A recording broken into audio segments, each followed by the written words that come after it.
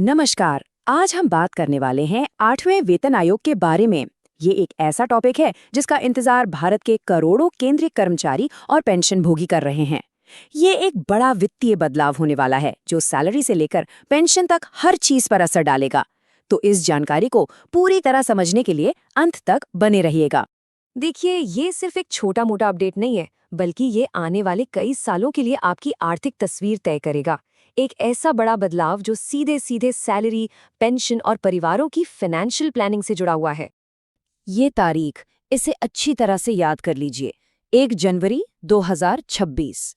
यही वो दिन है जब से सारी नई सैलरी और पेंशन की गिनती शुरू हो जाएगी।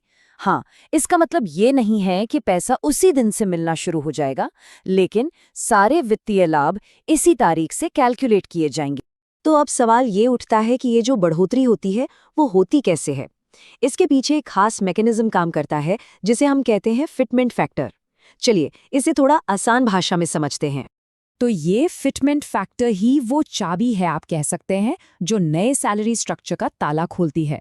सीधी सी बात है, ये वो नंबर है जिससे आपकी मौजूदा बेसिक सैलरी को गुणा किया जाता है और फिर आपकी नई बेसिक सैलरी तय होती है। अगर हम पिछले वेतन आयोग से तुलना करें तो 7वें वेतन आयोग में फिटमेंट फैक्टर 2.57 गुना था, लेकिन इस बार ऐसी उम्मीद है कि ये 2.86 गुना तक हो सकता है। इसका सीधा मतलब है कि पिछली बार से कहीं ज्यादा बढ़ोतरी देखने को मिल सकती है। हाँ, एक बात का ध्यान रखना बहुत ज़रूरी है। ये जो नंबर हम देख रहे हैं, ये अभी उम्मीदों पर आधारित हैं।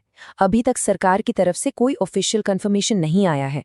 जब घोषणा होगी, तभी तस्वीर पूरी तरह साफ होगी। चलिए, अब उस हिस्से पर आते हैं जिसका सबको सबसे ज्यादा इंतजार है। असल में कर्मचारियों और पेंशन भोगियों को कितना फायदा होगा, ये बढ़ोतरी असल में कितनी बड़ी हो सकती है, आइए देखते हैं। चलिए एक उदाहरण से समझते हैं। मान लीजिए किसी की बेसिक सैलरी 18,000 रुपये है, तो उसमें एक बड़ा उछाल आ सकता है और ये बढ़कर 34,000 रुपये से भी ज्यादा हो सकती है। इसी तरह आप देख सकते हैं कि मिड लेवल और सीनियर लेवल पर भी कितनी जबरदस्त बढ़ोतरी की उम्मीद है। और ऐसा नहीं है कि फायदा सिर्फ कर्मचारियों को होगा, पेंशन भोगियों को भी इसका बहुत बड़ा लाभ मिलेगा। जैसे अगर किसी की बेसिक पेंशन 25,000 रुपये है, तो वो बढ़कर लगभग 48,000 रुपये तक पहुंच सकती है। जाहिर है ये आंकड़े रैंक और सर्विस के हिसाब से बदलेंगे, लेकिन बढ़ोतरी का अंदाजा आप यहाँ से लगा सकते हैं। लेकिन एक सवाल सबके मन में आता है कि अगर इसे लागू करने में सरकार को देर हो गई तो क्या होगा?